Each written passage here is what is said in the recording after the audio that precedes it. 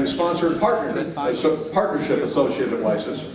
Many WiSys programs that we've heard this week celebrate student research and innovation. Quick Pitch is one such event. It's created by WiSys and piloted at UW-Eau Claire in 2015. The goal of Quick Pitch is to encourage innovative thinking by inspiring students to consider the impact of their research on society, and by teaching them how to communicate and share the why behind what they are doing with the people who they interact with every day, whether that's their banker or their grandmother or just someone at a party. The WiSys Quick Pitch competition is open to both undergraduate and graduate researchers in any major. If a student is doing research in their area of interest, WiSys wants to help them share their story and consider the impact of their research findings on society. Throughout the campus Quick Pitch competitions at the 11 regional universities of Wisconsin, plus UW-Madison, we had competitors from the sciences, humanities, education, and business. 65 students from 12 universities of Wisconsin worked with their research advisors and community mentors to perfect their pitches and compete with other students from their campus in the spring. Today we'll hear from the students that qualified to move on to the state final at their campus competitions. They will be competing today for 4 prizes totaling $1,600. That includes the $100 People's Choice Award, on which all of you will be voting. Our participants today will have 3 minutes to impress a panel of judges with their ability to explain the value and impact of their research, after which our judges will have a couple of minutes for questions. Before we begin, I'd like to thank our judges. First, we have Dr. Amy Prevost, who is the Executive Director of the Biopharmaceutical Technology Center Institute, a nonprofit sponsored by Promega. Next is Bethany Larson, who is the Venture Investment Director at the Wisconsin Economic Development Corporation, or WEDC. And finally, Emily Bauer, who is Director of Licensing at the Wisconsin Alumni Research Foundation, or WARF. Let's give them a hand.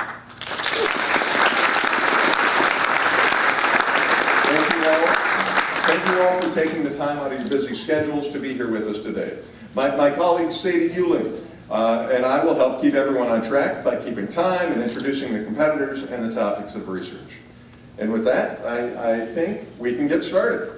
Starting from the University of Wisconsin River Falls with the topic, comparison of captive bolt placements, tissue thickness, and potential for bolt thalamic contact in cadaver yak heads. Gabrielle Heidemann.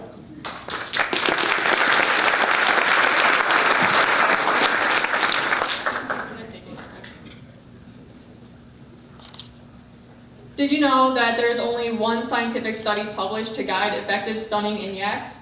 UW River Falls was the first to evaluate using a penetrating captive bolt based on the location of the thalamus, which is a structure inside of the brain that is linked to sensibility. A penetrating captive bolt is a handheld device that fires a metal rod into the brains of animals, causing immediate trauma and loss of consciousness. To conform to the Humane Methods of Slaughter Act, all animals are rendered unconscious by a single blow or gunshot, which makes a penetrating captive bolt ideal due to the instantaneous trauma that is caused to the brain. Have you noticed an increase in demand for meat derived from yaks? That is probably because of the low-fat, high-protein meat content with a higher vitamin and mineral profile when compared to beef.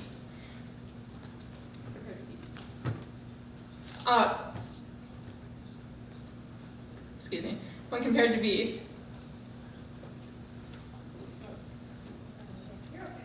Sorry, I put it on track. This is most likely due to the higher vitamin and mineral content when compared to beef. Although numerous studies have been conducted to identify external placement points to stun other livestock species such as cattle, sheep, goats, and even bison, there is yet to determine a placement point for yaks, despite the worldwide population surpassing 13 million. The American Veterinary Medical Association even fails to mention yaks within their slaughter guidelines, even though those guidelines served as a basis for meat animal slaughter. Even though an improper stun can cause increased pain and distress for the yak, that will worsen their welfare state. Furthermore, an improper stun can cause increased guilt and anxiety for the employee who places the stun, causing a worsened mental health state. Seeing as distress to both the yak and the handler is completely unacceptable, UW River Falls has been dedicated to pioneering research and identifying external placement points to stun a yak. The first study collected cadaver yak heads to analyze both internal and external head anatomy, which paved the way for my study. My study is focused on identifying those external landmarks with the most potential for bolt-thalamic contact. My goal is to not only identify those external landmarks, but to also open educational opportunities for those slaughter facilities who may process yaks. This not only benefits the welfare of the animal, but to the handlers as well. Although yak head anatomy may be comparable to other livestock species, it is important to understand that their brain anatomy slightly differs, which makes it crucial that we identify a placement point specific to yaks. Overall, we are striving to produce low-stress, high-yielding animals to feed our growing population in the most efficient and environmentally sustainable practices possible. To quote Dr. Temple Grandin, "Nature is cruel, but we don't have to be." Thank you.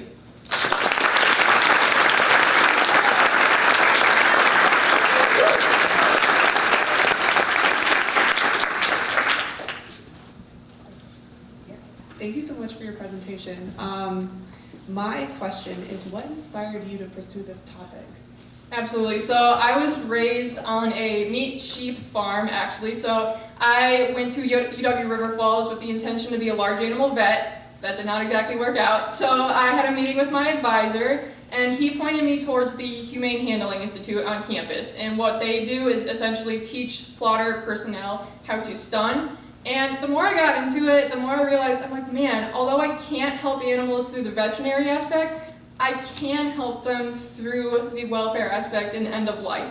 And that became extremely important to me, especially knowing that they won't have to experience pain during slaughter. Beautiful, thank you. So my question is around some prior research related to yak slaughter, because obviously yaks are not that common in the United States, but they're very common other places on the planet. What sort of comparison research have you done based on work in other countries? Absolutely. So about 93% of those 13 million yaks actually are in China. But since they are becoming more popular in the United States, that's how we had access to those cadaver yak heads. My student advisor, she was the one that had the first study, and that was only published about a year ago.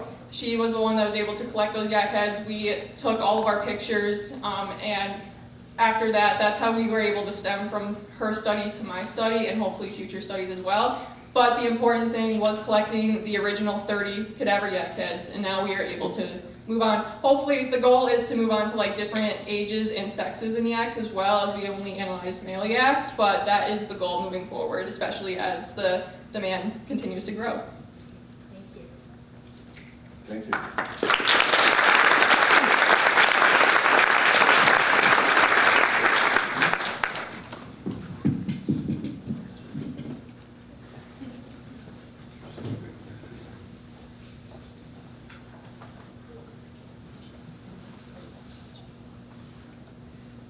Our next presenter is from UW La Crosse with the topic, Barriers or Bridges, Immigrant Entrepreneurship in the U.S. and Wisconsin. Here is Nanil Jarawala.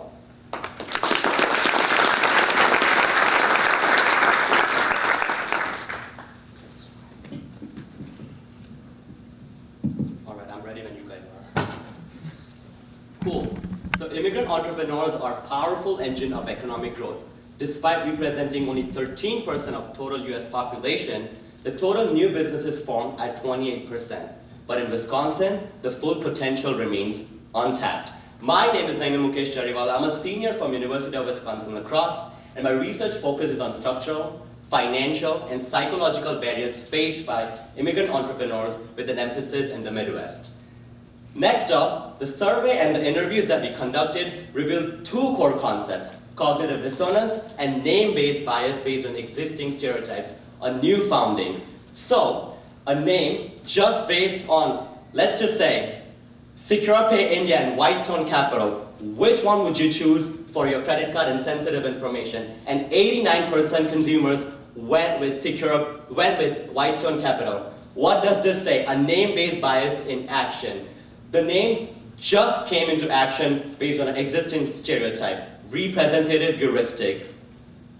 From interviews, one immigrant entrepreneur said that after living in the US for 25 years, they said with what they struggle is thinking better. Scientifically, that's cognitive dissonance, meaning feeling out of sync with where you are and how the system thinks. Being an immigrant founder by myself, I could say that thinking better is one of the biggest things. And would you know, the most powerful insight wasn't what they said, it was how they said it. We came for a better life here, but sometimes even small things like accent feels like a very big thing.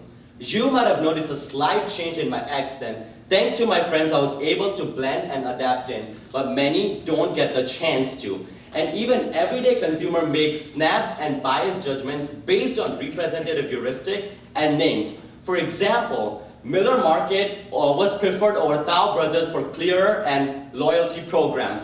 What does this say? That again, name was focused over the services provided by this company.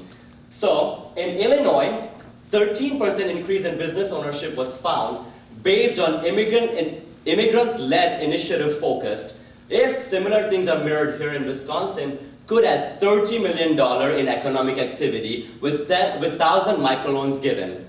So what does my research say? It says that behind every unfamiliar ambition is a familiar, behind unfamiliar accent is a familiar ambition to succeed, to build, and to belong. Namaste.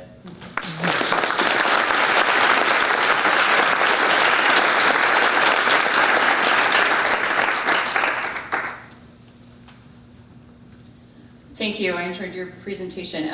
Did you notice any trends in particular industries more than others where you saw this distinction? So the research was mainly focused on the retail industry. So the whole trend was focused on, based on my particular experience on like going through Walmart and like having my friends choose between two just based on name. So retail was the core industry that we focused on. So what makes your research unique in your field?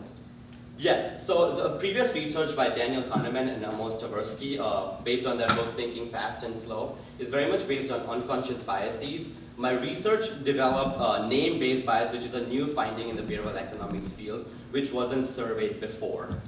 Yes, and to elaborate on that, again, going back to my similar example about like selecting Whitestone Capital or SecurePay India, just based on existing stereotypes among Indians. Which is not socially acceptable, but unconscious biases of human does play an action in that. Yeah, thank you.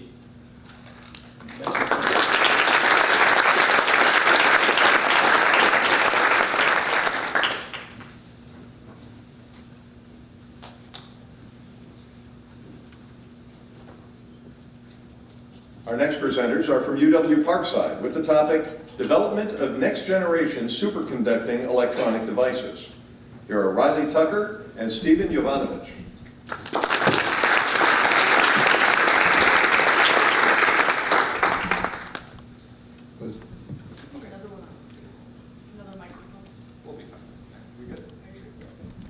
Medical imaging techniques such as the MRI and MEG suffer from high manufacturing costs, low performance, and low image resolution.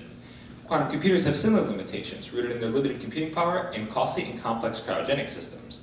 Deep space exploration faces challenges due to insufficient performance and sensitivity of current generation electronic technology. Current market reports suggest that these industries have a combined value of around $500 billion. Could there be a way to simultaneously remedy these issues and reduce costs by 50%? Good morning. My name is Stephen Jovanovic, and our current research group here at UW Parkside consists of me, Riley Tucker, Bella Sanfilippo, and Professor Home Candell. In collaboration with a number of research institutions and national universities, along with funding from a myriad of sources, including the WiSys Ignite grant, we plan to give you the next generation of electronic technology utilizing superconductors. A superconductor is a material that offers zero electrical resistance when cooled to its critical temperature, generally around -450 degrees Fahrenheit, and possesses exotic electrical properties that enable the creation of these next generation technologies. And is important for the making of the device known as each Josephson junction. These devices are composed of heterostructures, namely two superconducting layers that sandwich about 1 nanometer thin layer of electrical insulator and possess exotic properties that enable the creation of next generation technologies. Our current research focuses on the characterization nanofabrication and characterization of heterostructures using the compatible materials YBCO and PBCGO. The former is a well-known high-temperature superconductor with critical temperature nearing around -280 °F, and the latter is a novel electrical insulator that boasts resistivity levels 5 orders of magnitude higher than conventional insulators used with YBCO. In order to create the heterostructures required for Josephson junctions and other superconducting devices, we first synthesize the YBCO and PBCGO powders and use them to create pure sintered discs. We then take the discs and perform pulse laser deposition at the oxide lab at UW-Madison, during which we put the discs into a vacuum chamber and shoot them with a laser, causing plumes of plasma to condense onto our base material. After the growth process, we run tests such as X-ray diffraction to verify the structural orientation, atomic force microscopy to identify any structural defects, and electrical measurements to evaluate the sample's critical temperature and conductivity. With additional testing from our collaborators at the University of Michigan and the U.S. Department of Energy laboratories, we have successfully created and identified samples that showcase excellent crystalline orientation, an extremely smooth surface free from any defects, and a critical temperature of -320 °F, making them compatible with cheaper cryogenic systems. Our experimental results indicate the potential for developing highly efficient, more powerful, and cost-effective superconducting devices built from our thin-film heterostructures. Our research could have a significant impact on both the local and global economies and create opportunities to partner with healthcare companies in Wisconsin, such as Siemens, Bruker, and GE Healthcare. Thank you for your time.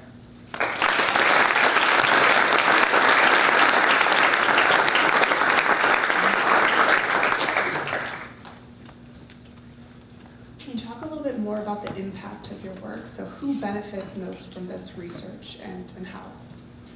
So by developing these higher temperature superconductors and these Josephson junctions, we are going to try to innovate the medical industry.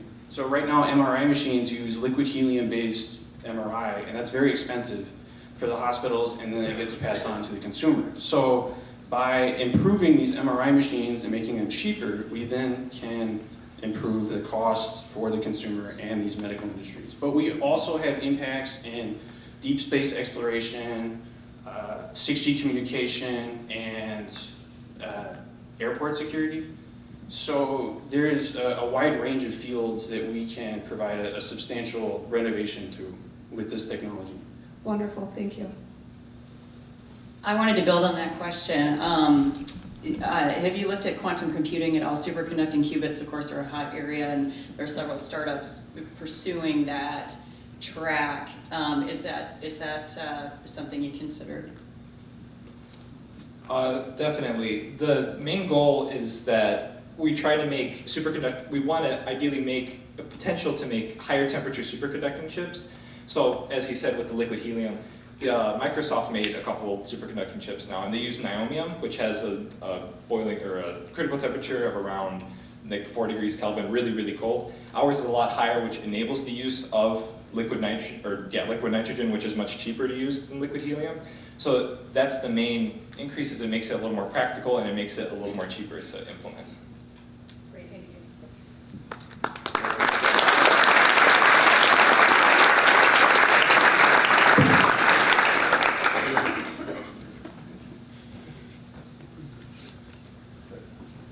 Brief warning that our next presenter's topic, or her research topic, deals with intimate partner violence.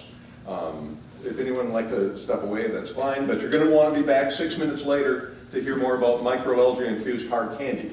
But with that warning. From UW-Platteville, with the topic, How Gender Moderates Perceptions Regarding Intimate Party Violence, Riley Klippel.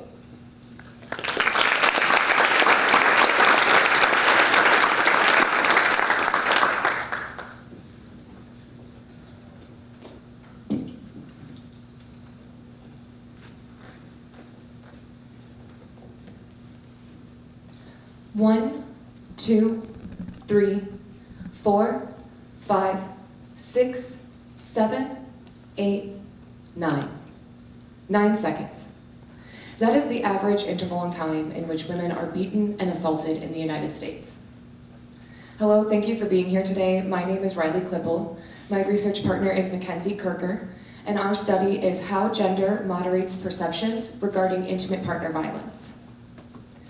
When my research partner and I were first diving into this topic, we quickly realized that the majority of the articles we were coming across focused on the traditional male perpetrator, female survivor dynamic.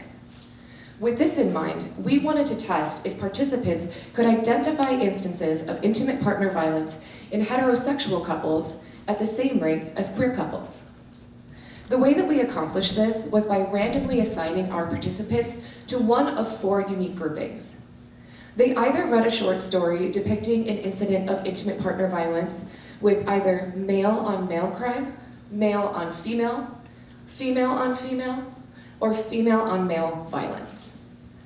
After reading these identical scenarios, which the only difference between these scenarios was the names of either the perpetrator or the survivor, we planned and specifically used highly gendered names, William, Nancy, Johnny, and Sarah, so that there wouldn't be any confusion regarding the gender of either party. We then asked our participants how comfortable they were with identifying the story as an instance of intimate partner violence, how violent the situation was, how traumatic the situation was, and if they would recommend that the survivor seek mental health treatments. Our study produced several statistically significant findings. Firstly, participants were more comfortable identifying instances of intimate partner violence when the survivor was female. Furthermore, when the perpetrator was male, the participants believed that that individual created more violent scenarios, and when the survivor was female, those instances were believed to be more traumatic. Lastly, female survivors were recommended to seek mental health treatments at a greater rate than male survivors. With this data in mind, we can incorporate it into current training programs so that we can educate mandatory reporters in an effort to lengthen or completely eliminate the 9-second interval. Thank you.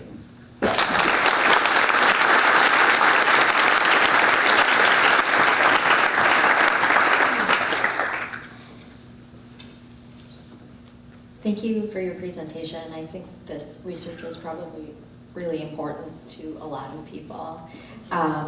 I just have a quick question regarding a couple of things within your study. So could you say a bit about, I know that name choice is something you really highlighted. How were those names chosen? I ask because I have an aunt named Johnny. So, and culturally and other considerations, how did you put together those specific name choices? Yeah, it's actually my dad and my grandpa's name. That's how I picked them personally, but we were attempting to choose traditionally gender-specific names. So I'm a Riley, which could go either way. We really shot for the traditional gender names, but obviously, like you were saying, there's going to be some overlap. I would love to do this again and maybe change the names based on culture or region and see what the results would indicate otherwise.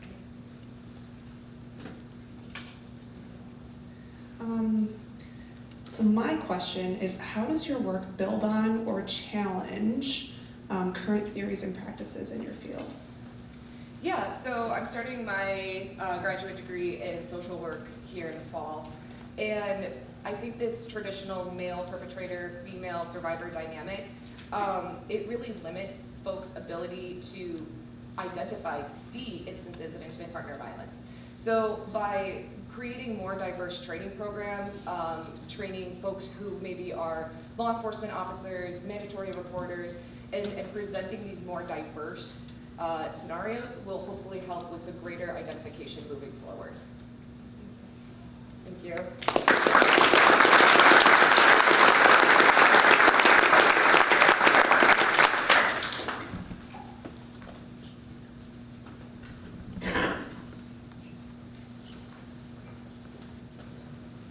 Next up, from UW Stout, with the topic Algae Pop, exploring the microalgae-infused hard candy. Praki Sakaria.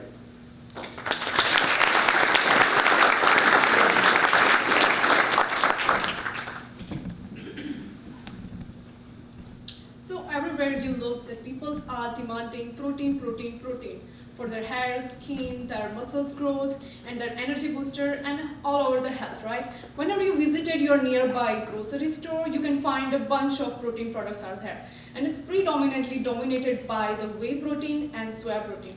But what is the environmental cost of that production?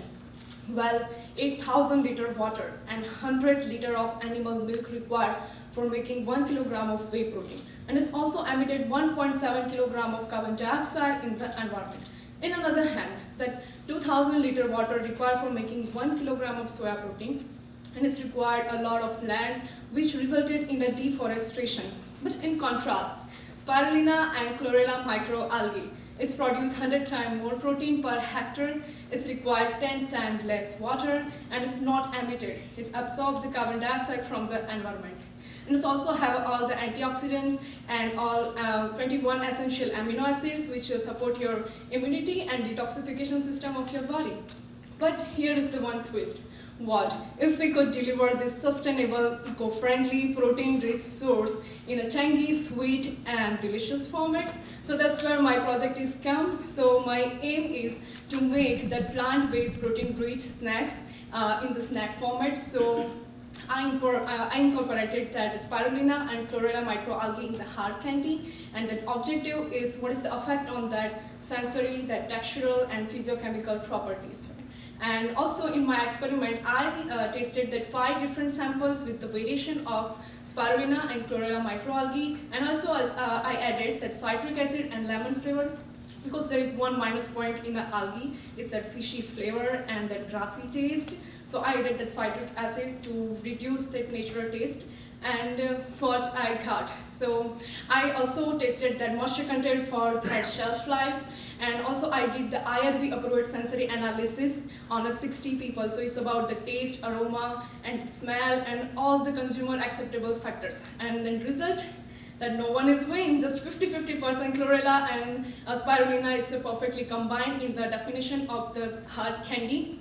And it's have a perfect moisture optimum in optimum level, and it's also maintain their natural bright green color, and it's provide a very pleasant chewiness when you eat inside your mouth, and it's also contain like 4 to 5% of the daily value of protein. So I created eco-friendly, sustainable, healthy, and it's easily consumable by the all age group, and it's convenient and portable. Just put it in your pocket. And all the functionality and cost effectiveness all together in one single candy. It's algae pop. So it's a perfect snack for today's hard and fast lifestyle. Thank you.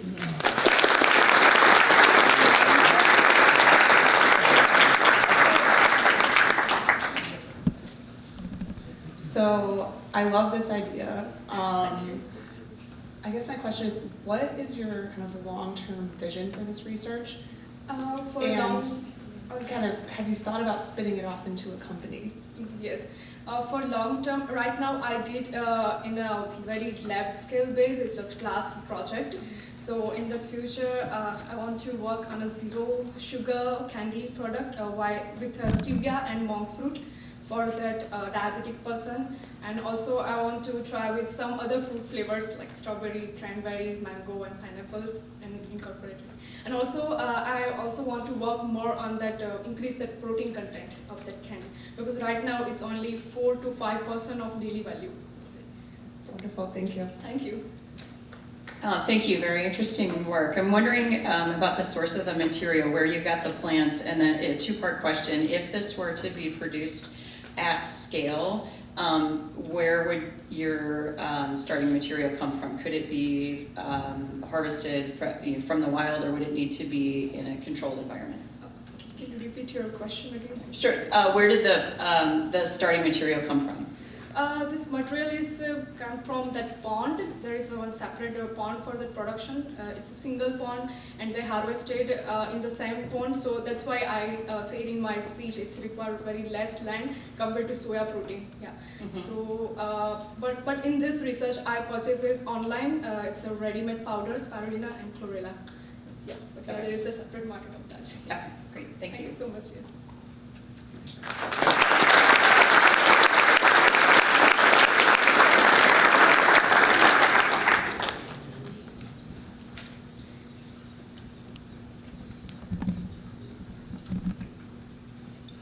next from UW-Stevens Point with the topic, Influence of Genetics and Sex on Cognition and Anxiety-like Behavior Following Acute Restraint Stress. Nicole Pringle. Nicole Pringle.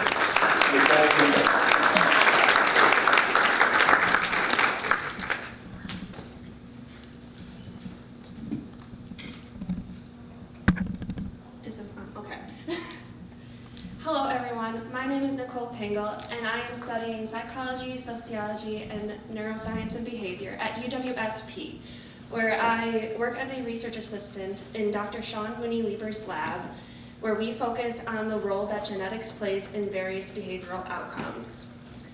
Numerous studies have indicated that stress is a major contributing factor to many psychiatric disorders, such as anxiety disorders, which impacts an estimated 31% of the adult population in the US. Nevertheless, the biological outcomes following stress are unknown, with people either displaying vulnerability, such as anxiety disorders, resiliency, or no change at all. This led us to question the role that genetics plays in the relationship between stress and anxiety disorders. The utilization of inbred mouse strains is a suitable model to study genetics, as each strain has a unique gene pool. Simply put, within a strain, each mouse is a genetic clone of themselves, but between strains, there are genetic differences. Being in a lab setting, we're able to control for their environment, which means that any behavioral differences we see in our data, we can essentially say are a result of genetics. We compared two inbred mouse strains in an anxiety behavior model, which was the C57 and the DBA2, in, like I said, an anxiety behavior model immediately following stress or not.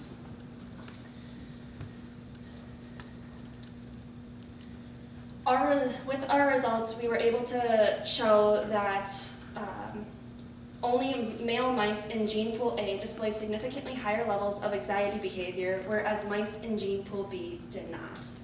Advancements in technology now allow us to compare genes at a nucleotide base pair region at a specific gene region. One of these analyses is what's called a SNP analysis. And after we conducted this, we noticed that the serotonin transport, the SLC6A4, is a likely candidate gene responsible for the higher levels of anxiety behavior seen in gene pool A male mice.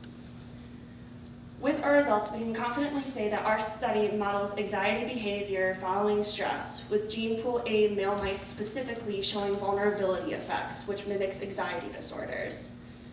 Our next steps is to isolate our candidate gene, which is once again the SLC6A4 gene, and see how we can modify it in order to see how it can further impact anxiety disorders in humans.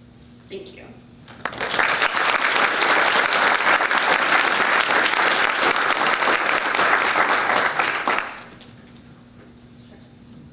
Thank you so much for your presentation. It's very interesting. So as you were talking, I was thinking a little bit about the influence of genetics and cognition, and I was thinking about epigenetics and what sort of controls or thoughts you've put into thinking about factors such as diet and environment play on the expression of genes, which you've identified, but there are other factors that may influence expression, and have you thought about those? Yes, so like I said, being in a lab setting, we can control for their environment. So we control their diet, we control the other mice that they're with, under most circumstances, because we can't, of course, have full control over everything, because sometimes things do happen. So with that being said, because we can control for their environment, we usually like to then say, if we see any differences, it must be a result of genetics, if that makes sense. Because with these inbred mouse strains, they, like I said, within a strain, they are genetic clones. So if I were to pick up two mice and do a DNA sequence on them, their genome is going to be 99.999% identical. But between our two strains that we examined, there are going to be those genetic differences. So that's why we like to say that because we work in a lab setting and can control for their environment, any differences seen are going to be more than likely a result of genetics. Thank you so much for your presentation. What would you say are the potential long-term impacts of this research? Yeah, so being able to work with mice, that's always going to be the prelude to eventually doing research with humans, because if you look at any sort of medicine bottle, minus supplements, if you have any sort of cosmetics, it all stems from doing animal studies first. And so our hope is to continue examining our candidate gene to see if this is the gene that is actually responsible for the anxiety behaviors, and then eventually lead it into, okay, maybe this is also what's going on with humans, because like I said, animal studies are always going to be the prelude to human studies.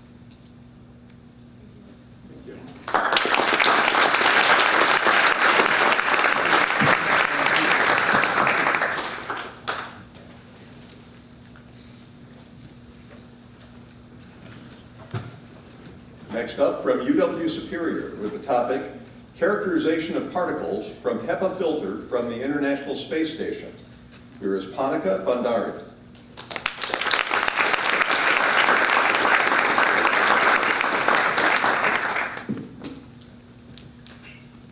Have you ever thought about what's floating in the air 250 miles above Earth? You know that microplastics, those tiny invisible fragments of synthetic waste, they're everywhere. They're in our food, our ocean, our soil, even inside our bodies. But what if I told you they might also be in space?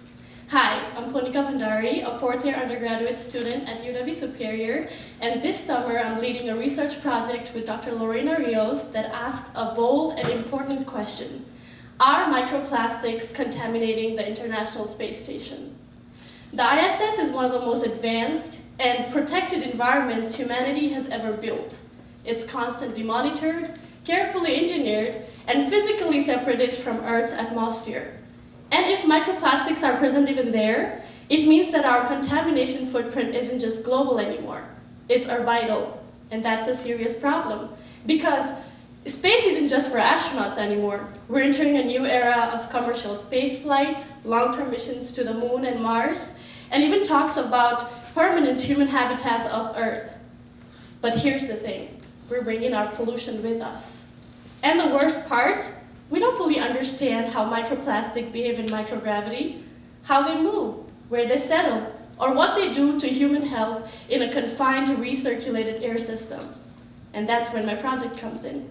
I'll be analyzing samples taken from HEPA air filters, the filters that are designed to keep the station's atmosphere clean, using Fourier transform infrared spectroscopy, now referred to as FTIR. I'll be analyzing those synthetic particles.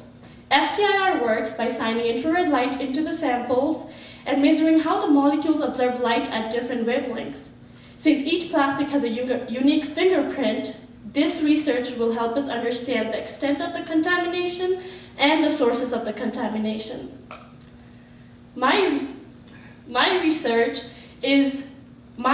research goal is to understand how we can create longer-term missions to Moon and Mars, how we can inform spacecraft design, and what we can do so astronauts have long-term mission to the Moon and Mars and anything they want and more. Because microplastics aren't just pollutants. They are a serious threat to human health.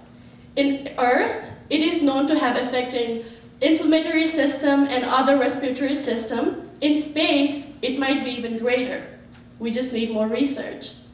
My goal is simple, to uncover what's up there and to make sure we do not repeat the mistakes of Earth as we reach for the stars.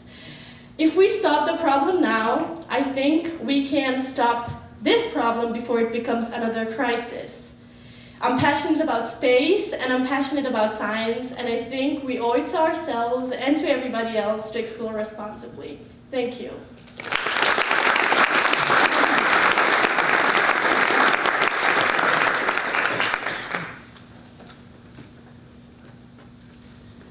This is such an interesting topic. I never thought about the impact of microplastics intergalactically. So, so what happens if you, if your results turn up positive and there are microplastics in space, like what does that mean for us and what do we do about it?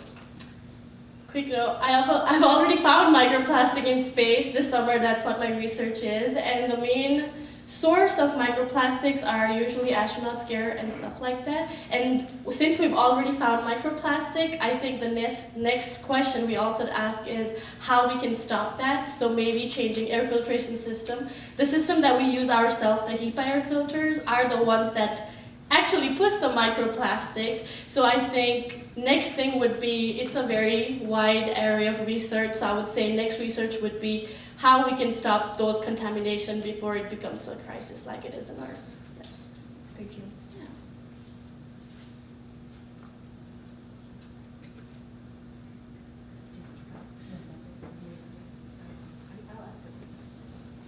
Thank you again for your presentation. I'm just sort of in my head trying to put together a little bit more about the impact, right? So yes, we're concerned about space, but how do we translate your work in space to also improving ecology on Earth? Yes, I would say microplastic on Earth and in ocean is studied so much, so I think we have enough research on the implications of microplastic in ecosystem. That's one of the most researched area of topic in our chemistry department, just microplastic in Earth and Earth and Earth. I think more of what I focused on was how we can think out of what is already presented here and how I can uniquely contribute to the factor that is specifically in space. So I've not really researched a lot on, I know the implications of Earth, I know what we can do on Earth, but I majorly just focused on how we can stop that from happening in space. Yes. Thank you.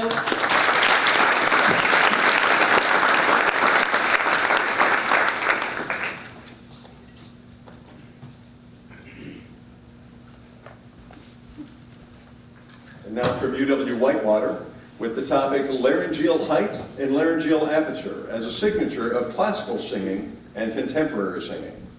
Here is Natalie Franke.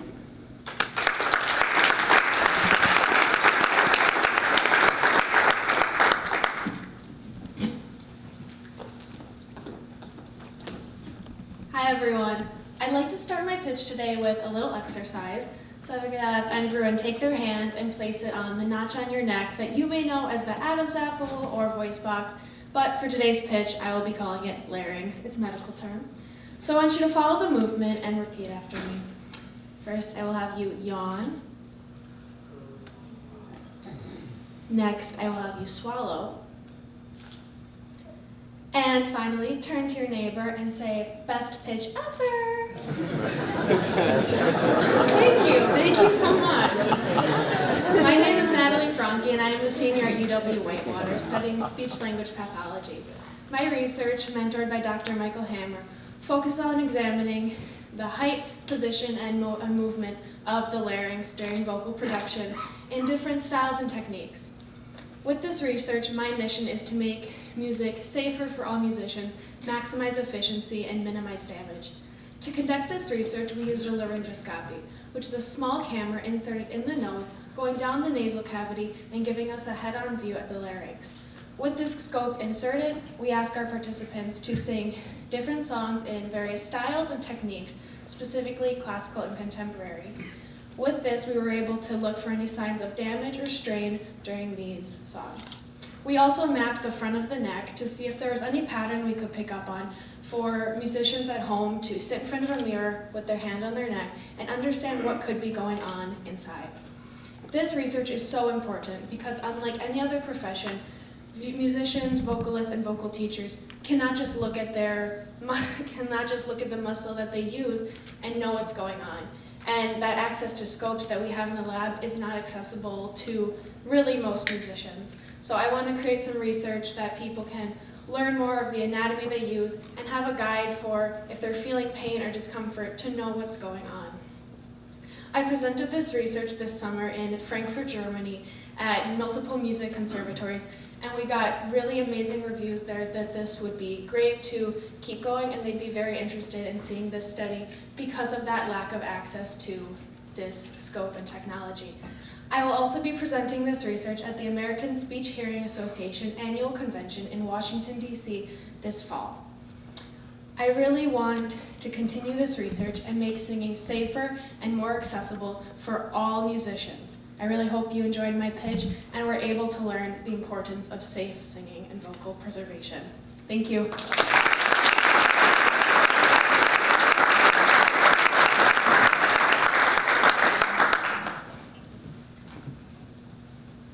Thank you for your presentation. As someone who has damaged their voice multiple times trying to sing, I can definitely see the value of this research. So my question is, what makes your research unique in the field? So you mentioned that you presented in Germany. Why are they so excited about this work?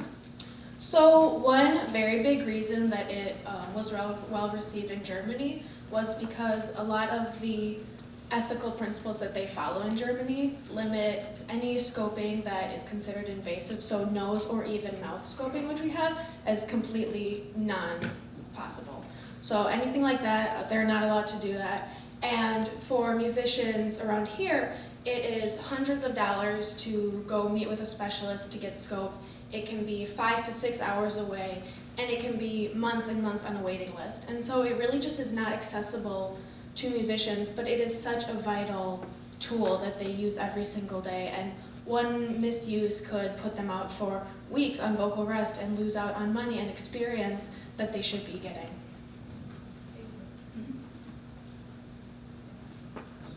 You mentioned both classical and contemporary singing. Did you notice a difference between the two populations and the typical damage that you saw maybe in the training? Yeah, absolutely. So when looking at the literature, we saw that contemporary may be easier on the vocal cords, whereas classical, to an untrained singer, the notes might demand more of the voice. But when we looked at trained musicians, which were the participants we used, we noticed that there was a 20 millimeter jump from the larynx in just a split second with the contemporary style, which can really lead to possible damage and strain when continued use. With the classical styles, we actually saw no movement from the same jump up one octave. And so we found that by using the industry standard in both of these styles, classical music actually was more beneficial and less straining on the voice. Absolutely. Thank you so much.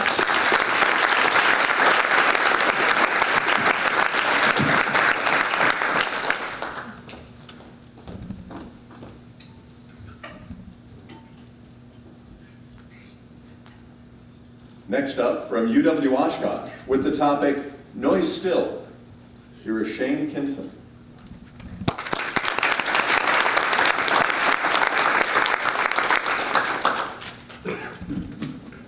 I know I'm the ninth presenter, we're rounding out to the end, so I want you all to listen up!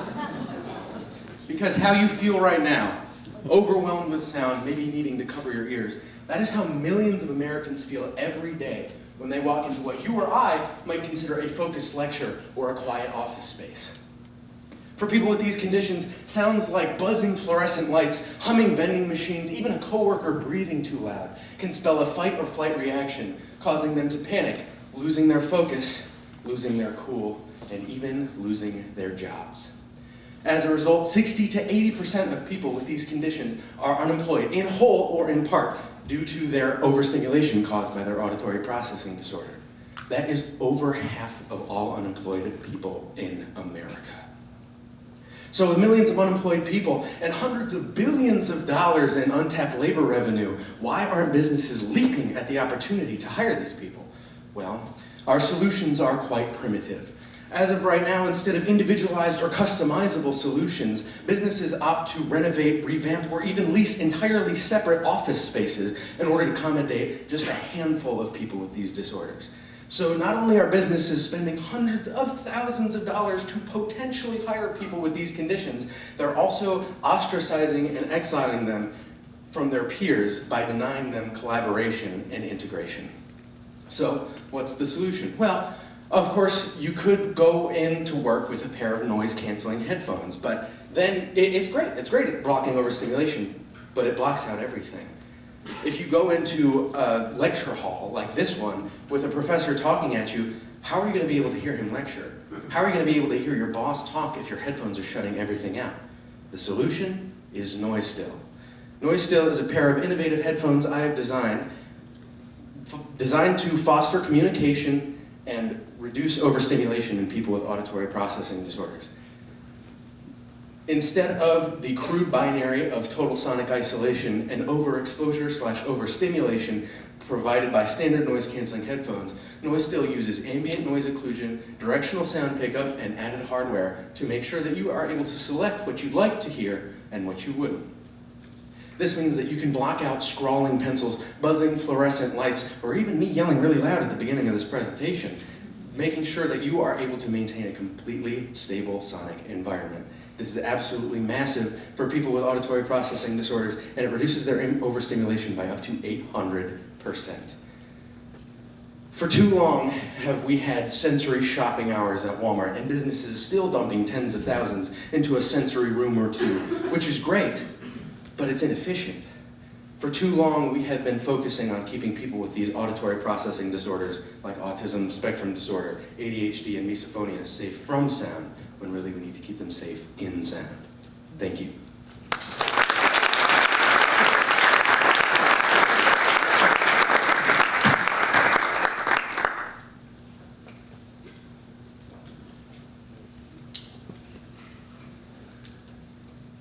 Thanks so much for your presentation. I have a little bit of, my questions are around sort of like tech and data. Like, I think you did a great job of telling us why this is important. Now I'm curious, like, how did you achieve that? So, something I forgot and neglected to mention in my pitch is I'm actually an audio production and music business major. So I have a lot of experience working with audio softwares. And right now it's built on a proprietary software, just a music mixing software called Logic Pro X.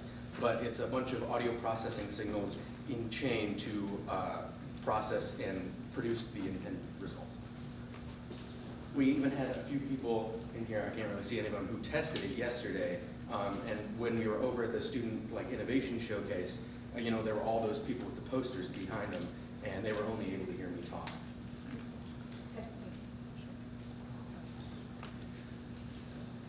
This is a crazy innovation.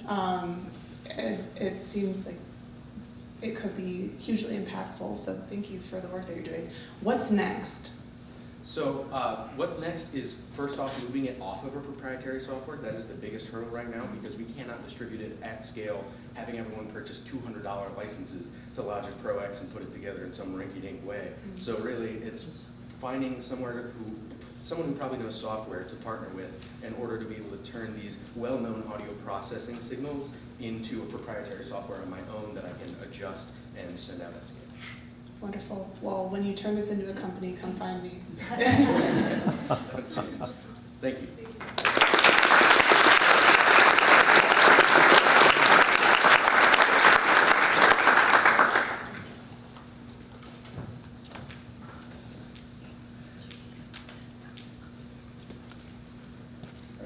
Next up, from UW-Madison, with the topic, a general purpose processor for stochastic computing. Here is Parita Gupta.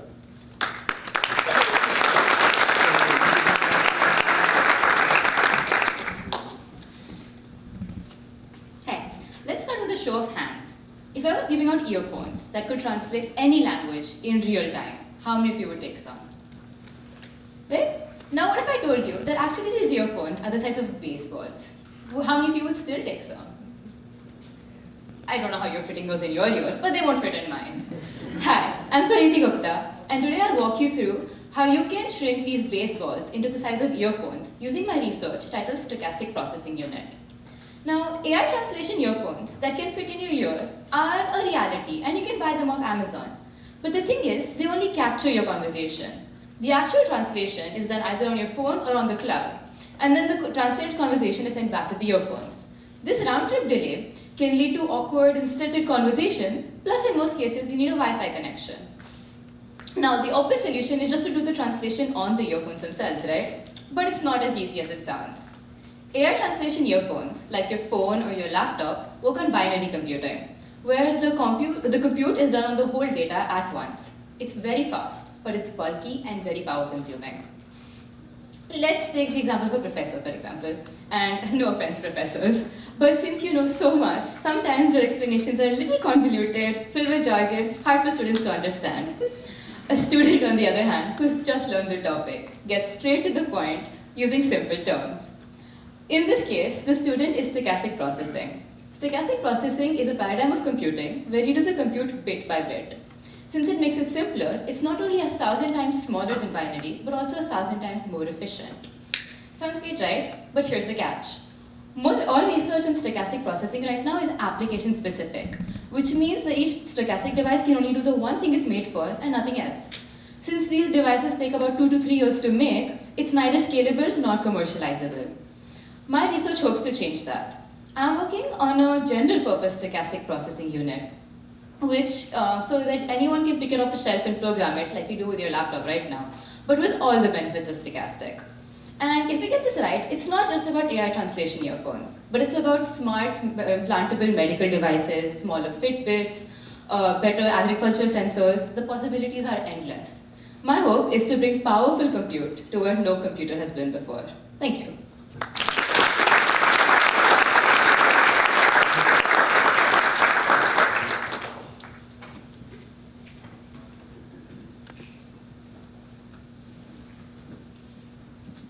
Thank you, very interesting presentation. When you think about next steps, what is the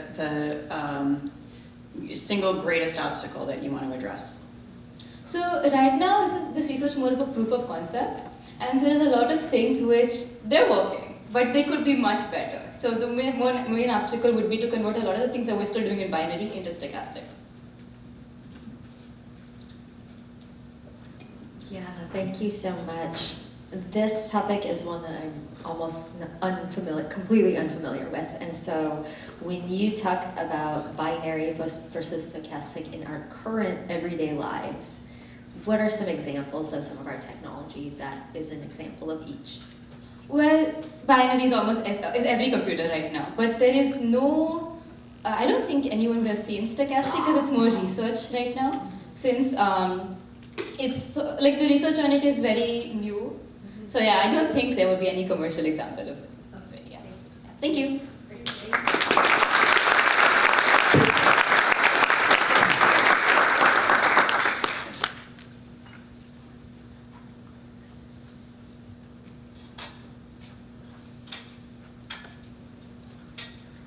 Our final presenter of the morning is from UW-Eau Claire with the topic, Behaviors Associated with Novel Hunting of Voles by California Ground Squirrels. Here is Tia Rivera.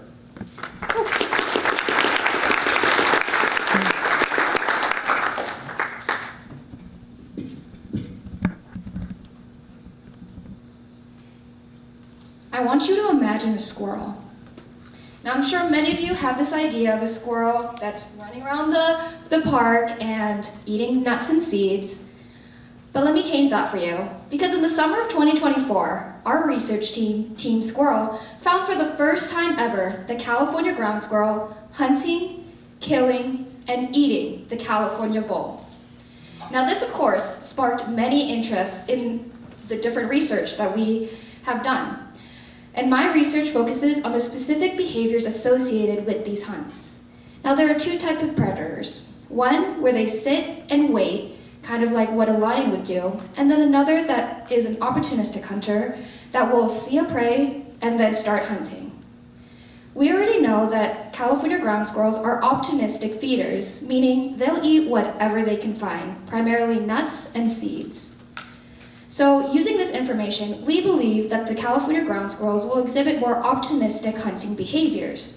And so using the observations taken from 2024, we found that California ground squirrels were successful in 59% of their hunts, primarily chasing, pouncing, and then biting the head or neck of the California vole.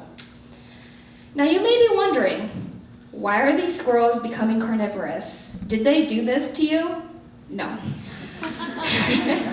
But let me tell you, These California ground squirrels were looking to a new prey source. We found that in the summer of 2024, there was a spike in the California voles population. There were more sightings of these voles throughout California using data from iNaturalist, which is a citizen scientist application. We saw that there was this larger abundance of voles, and these squirrels were looking to these voles as a new prey source. You also may be wondering, why is this all important? Why should I care about these squirrels? Well, animal behavior is important in understanding how animals are behaving during a changing environment. By understanding these changes, we can better understand what we as humans can do and have other research ideas to study the environment. Our research team has done 13 years of research on these California ground squirrels, and we have continued to publish publications and have other research topics. Like what Robin Wall Kimmerer wrote in her book, "The land is the real teacher. All we can do as students is be mindful." Thank you.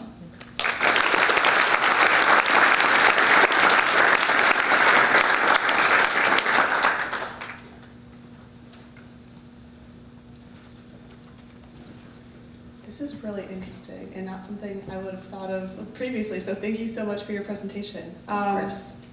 So now that you've found this kind of carnivorous behavior among squirrels, kind of, what are your further questions? Like, what's next in your research to kind of build upon what you've already found? Yeah, so this happened last year, and we published our findings in December, and we wanted to know, was this a learned behavior? Did it get passed down from generation to the new generation? So we had multiple researchers have different types of projects. So one, we looked at the age and the sex, and we found that pretty much everyone was hunting, so it may have been a learned experience, but we can't really study that just because they live underground, so it would be really hard for us, but that could also lead to new innovations, so using new technology to kind of study that underground. Very interesting, thank you. Thanks so much for your presentation. I guess what I'm wondering is, you started thinking about translation of this research, and so what are some of the other questions that you consider related to the importance of your work? We can also look, so this year we have also, okay. So when we trap the squirrels, we also collect their fecal matter, their poop, and we want to see how that has changed their microbiome. We have studied their microbiome for many years, and we want to know how has that changed with this new behavior. We also want to see if we could extract the specific vole behaviors and see which squirrels did and did not eat the voles.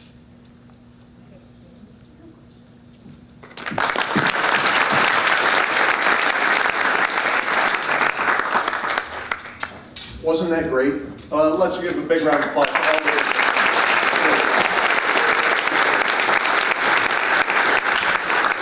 And now our judges are getting set to do their difficult task. So let's give them a round of applause as well.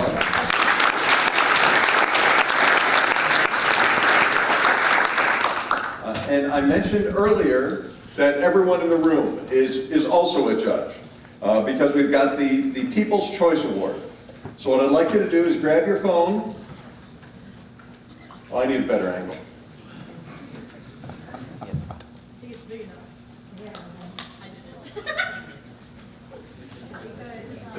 Regardless, as you can see, use your phone, grab the QR code, bring it to the, that should get you to the voting website. I've got the wrong angle. Step around if you need a better angle. And you can now vote for whoever you thought had the best quick pitch. And while you're doing that, I'll give you some background information on our next presentation. Another of our competitions is the WiSys Big Idea Tournament. It's an entrepreneurship pitch competition open to UW students who have won their local qualifiers or secured an at-large bid to compete in the statewide final. The Big Idea helps entrepreneurs validate their innovations and business models while working on the skills that they will need for their businesses to thrive during challenging economic times. Each participant learns how to showcase their business models to a large audience, fine-tune their business pitch, and engage with other successful entrepreneurs and business leaders. And that brings me to our next presentation. Joel Roberts is a PhD student at UW-Milwaukee, and Joel won his local competition presenting on his company, Shepherd Traffic. At this year's statewide Big Idea Tournament, Joel impressed the judges through his business validation and ability to capture an audience, earning him a first place finish and the opportunity to pitch Shepherd Traffic to all of you here at the SPARK Symposium. All right, just making sure. Has everyone had the opportunity to scan and vote? All right, then without further ado, it's my pleasure to introduce to you Joel Roberts.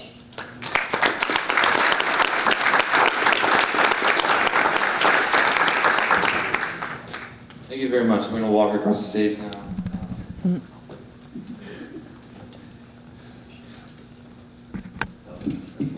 Walk back is actually like this side of the stage. How we doing, everybody? My name is Joel Roberts. I'm the founder of Shepherd Traffic. Real quick, I just want to thank WiSys and everyone here for all the work they do. It's a very difficult thing, as we all know, to try to build something, and any amount of support is always incredibly thankful. And so we've been honoring WiSys. I'd like to add mine. So thank you guys very, very much. Yeah, my name is Joel Roberts. I'm the founder of Shepherd Traffic. We do advanced traffic analytics with computer vision. And I'll be giving the pitch I gave there because it's more based on the lean business canvas, and I think that actually tells the story a little bit better. So the first idea we had initially as a product was adaptive traffic control. So what this basically means is using cameras at an intersection to detect the entire state, exactly where every car, vehicle, bicycle is, and their trajectory, and then optimize timings to reduce delay. And then the idea would be that cities or municipalities would pay for it, right? Think robot traffic cop or whatever. And this came with some assumptions, right? So initially, traffic delay matters, but not just you or I, but enough for someone to spend money on it. And then also that video detection specifically as a technology is saleable, that it wouldn't scare people off. And so we did a lot of customer discovery, like 34 interviews through the I-Core process a while back. We found out, one, there's a traffic engineering profession whose whole job is to care about this stuff. Great. There are also existing low-grade adaptive systems similar to what we're doing, not exactly the same thing. They cost around $30,000 per intersection. They're also a bit limited in that they're really only useful in like large corridors or isolated intersections, so there are limitations to it. And also, video detection is very common and it's becoming the industry standard. If you're a traffic engineer redesigning or maintaining some intersection, it's very common to add cameras in there currently.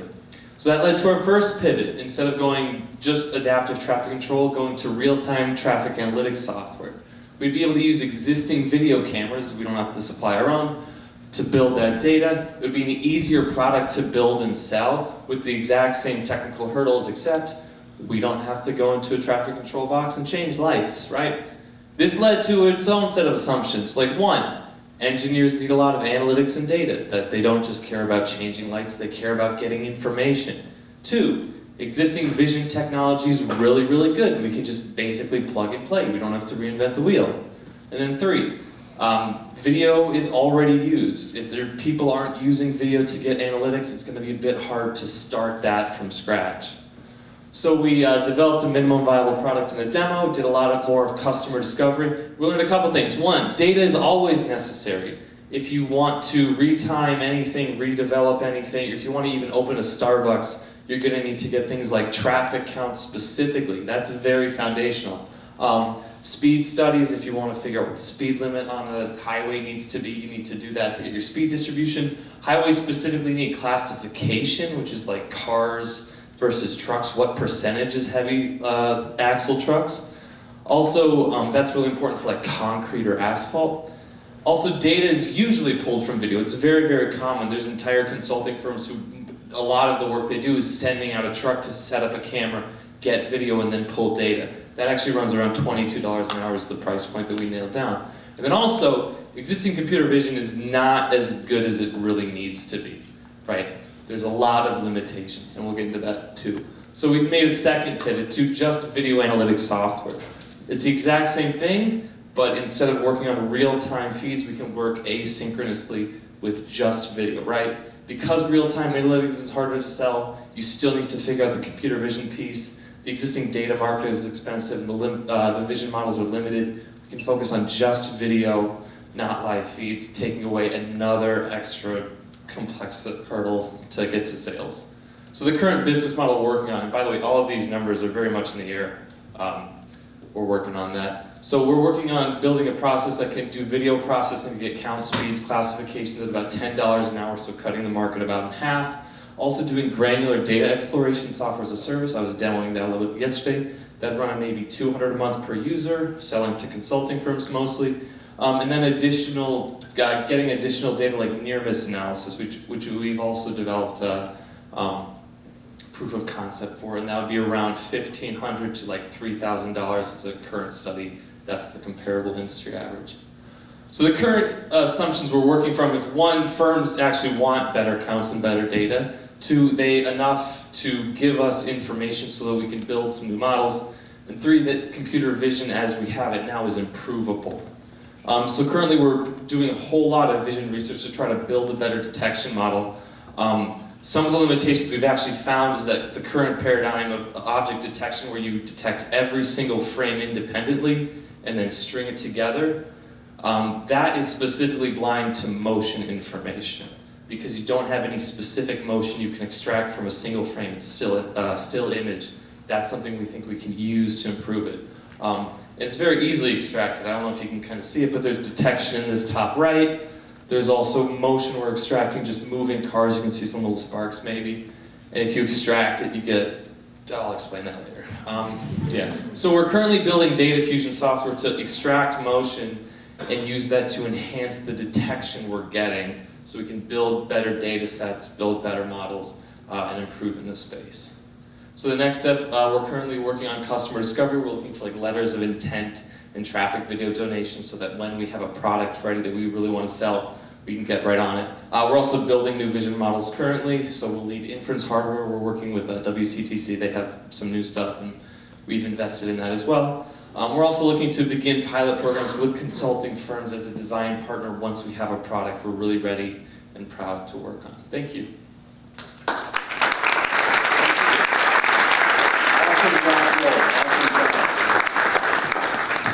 We're going to take questions, or I don't know what you want. Actually, no, we're running up on time, but thank you very much. We appreciate that because we don't want to keep everyone waiting because we know that this is the moment you've all been waiting for. That's right. It's time for trivia. We're switching. Oh,